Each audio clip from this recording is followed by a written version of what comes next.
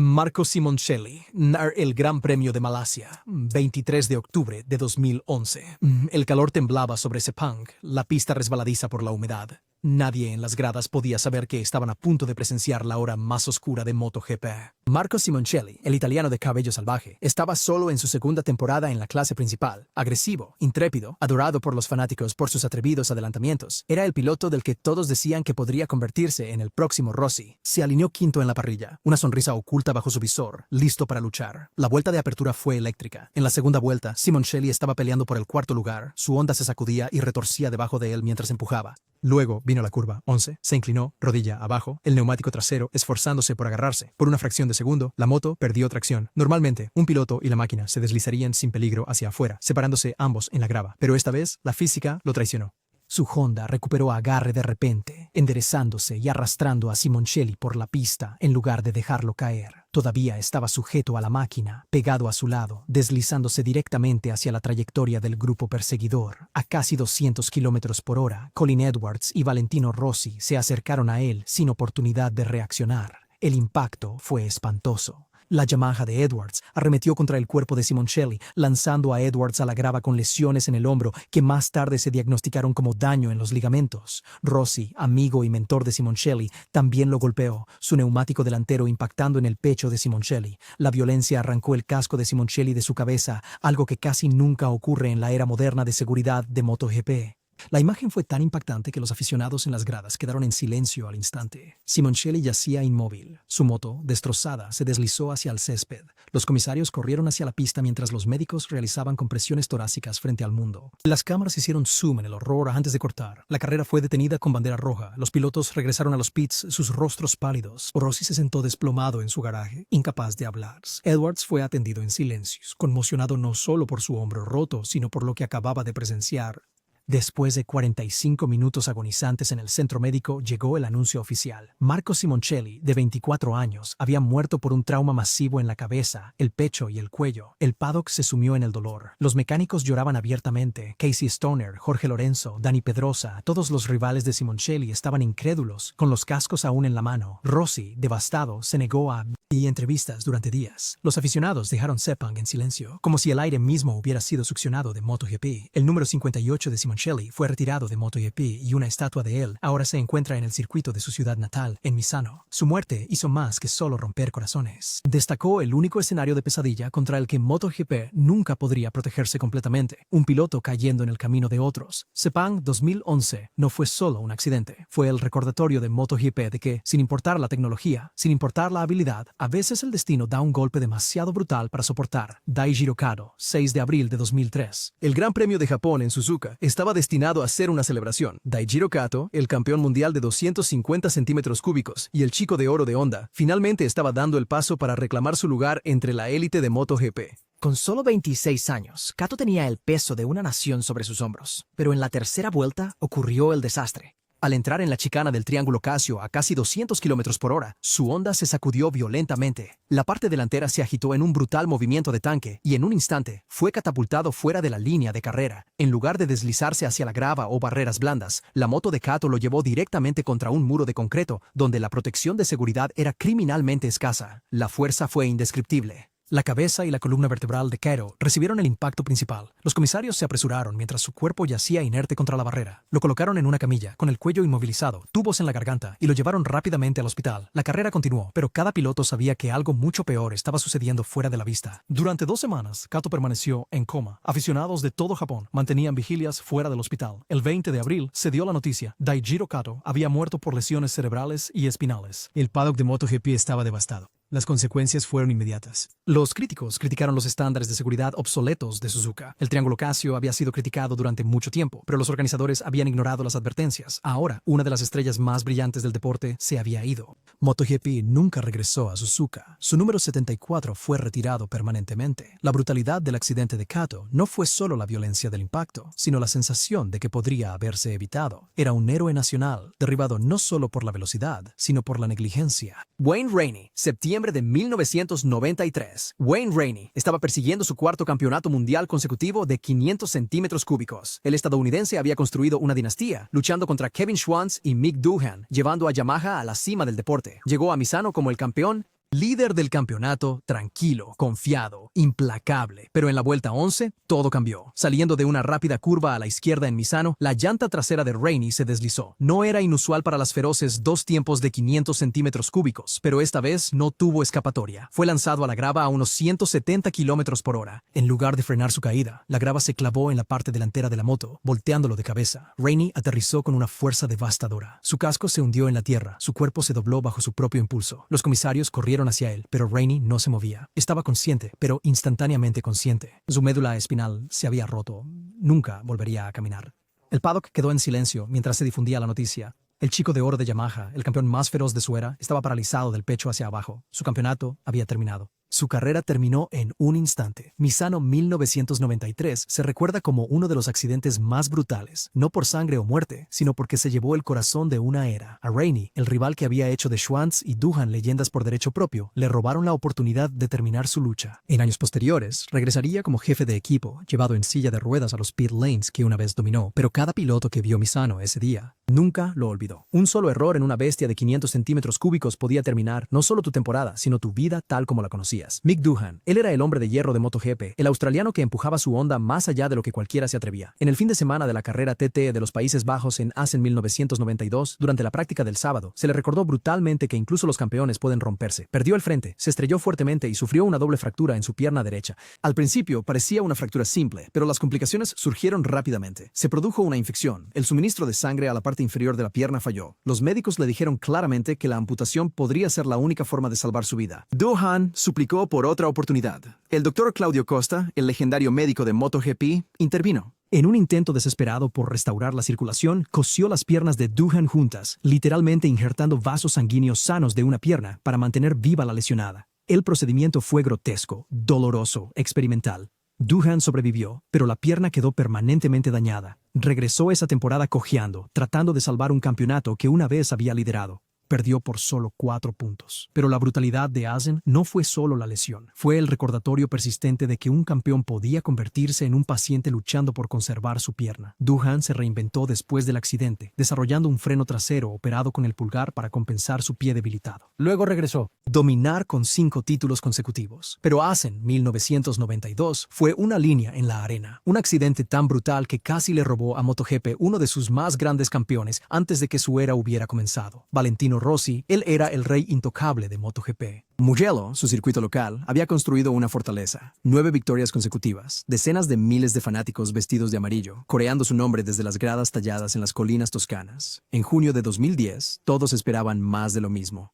Nadie pensó que lo verían romperse de la manera más brutal de su carrera. Durante la práctica libre del sábado, Rossi se estrelló en Bondati, una de las complicadas chicanas de Mugello. De repente, la parte trasera de su Yamaha se soltó. Fue lanzado violentamente en un high side, catapultado al aire. Su cuerpo se estrelló contra la grava con una fuerza que hizo que la multitud se quedara sin aliento. Rossi rodó, agarrándose la espinilla, gritando. Los comisarios corrieron hacia él, pero el daño era evidente. Su pierna derecha inferior estaba grotescamente doblada, la tibia y el peroné rotos en una fractura compuesta. La sangre se filtraba a través de su traje de cuero. Por primera vez en 230 salidas consecutivas, el doctor no se alinearía el domingo. Los aficionados en las gradas lloraban. Los comentaristas hablaban con incredulidad. Rossi había parecido indestructible durante más de una década, sobreviviendo a caídas y colisiones. Pero Mugello rompió esa aura en un momento salvaje. Fue trasladado en helicóptero al hospital, operado de inmediato y apartado durante 6 semanas. La brutalidad de Mugello 2010 no fue solo los huesos rotos, fue ver al héroe eterno de MotoGP reducido a la fragilidad. El propio Rossi dijo más tarde que el dolor era insoportable, pero el golpe psicológico de perderse su carrera en casa dolió más. Para MotoGP fue la prueba de que incluso las leyendas podían ser quebradas por un error, un desliz, un segundo de más. Marc Márquez.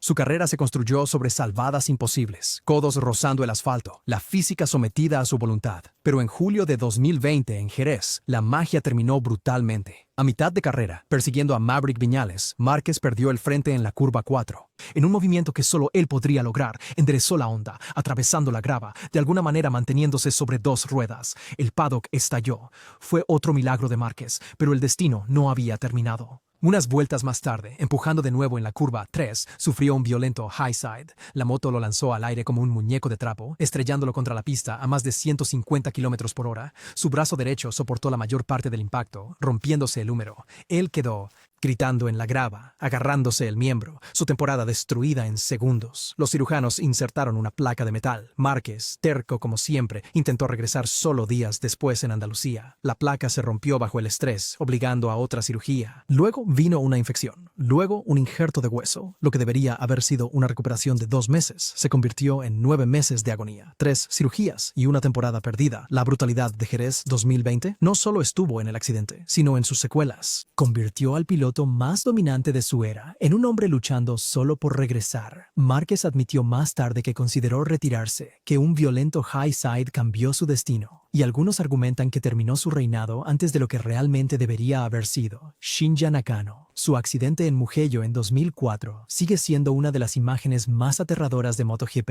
No ocurrió en una curva. Ocurrió a toda velocidad en la recta principal, sin previo aviso. La Kawasaki de Nakano fue registrada a casi 300 km por hora cuando ocurrió el desastre. Su neumático trasero explotó. No fue un pinchazo, no fue una desinflación lenta, fue una detonación total. La moto se desintegró instantáneamente debajo de él. Nakano fue lanzado en una voltereta de pura violencia, su cuerpo dando vueltas una y otra vez por el asfalto mientras piezas en llamas de su máquina esparcían la calle. Detrás de él, los pilotos viraban desesperadamente para evitar golpear su cuerpo que rodaba. Los aficionados y comentaristas pensaron que acababan de presenciar una fatalidad, pero contra todo pronóstico, Nakano sobrevivió. Estaba inconsciente cuando los comisarios lo alcanzaron, pero escaneos posteriores revelaron solo una conmoción cerebral y contusiones. No había huesos rotos, no había hemorragias internas. Un milagro. La brutalidad de Mugello 2004 estaba en la pura física del evento. Un neumático explotando a 300 km por hora debería haberlo matado instantáneamente. Su supervivencia se convirtió en una de las mayores escapadas de MotoGP. Michelin y Bridgestone se vieron obligados a revisar urgentemente la seguridad de los neumáticos, y los pilotos nunca olvidarían la imagen de la Kawasaki de Nakano desintegrándose en la parte más rápida de la pista. Aglomeración en Cataluña. El Gran Premio de Cataluña de 2006 produjo uno de los choques en la primera curva más feos jamás vistos. Las luces se apagaron, la parrilla se lanzó por la enorme recta y luego el caos se desató frente a 100.000 aficionados españoles. Los compañeros de equipo de Ducati, Loris Capirossi y Sergi Gibernau, se lanzaron a la primera curva, frenando tarde, ninguno dispuesto a ceder. Sus trayectorias se cruzaron, sus motos se tocaron y ambos cayeron instantáneamente. Pero la pesadilla apenas comenzaba. Marco Melandri, justo detrás, chocó contra el caos. Su Honda se lanzó por encima, volcando violentamente, lanzándolo como un muñeco de trapo. Los pilotos más atrás se desviaron bruscamente, algunos golpeando escombros, otros casi colisionando. La trampa de grava se convirtió en un cementerio de máquinas de fábrica retorcidas. Gibernau yacía agarrándose la clavícula, rota en la caída. El hombro de Melandri estaba dislocado. Su casco se había agrietado por el impacto. Capirossi, aturdido, sufrió profundas laceraciones y lesiones en la mano. 3 de los mayores contendientes de MotoGP estaban fuera de la carrera antes de que siquiera comenzara. Control de Carrera lanzó inmediatamente la bandera roja. Los comisarios agitaban frenéticamente mientras el humo se disipaba. El paddock miraba con horror. Los jefes de equipo sacudieron la cabeza. Los mecánicos lloraban mientras sus motos de €1.000.000 yacían en pedazos. La brutalidad de Cataluña 2006 fue su pura magnitud.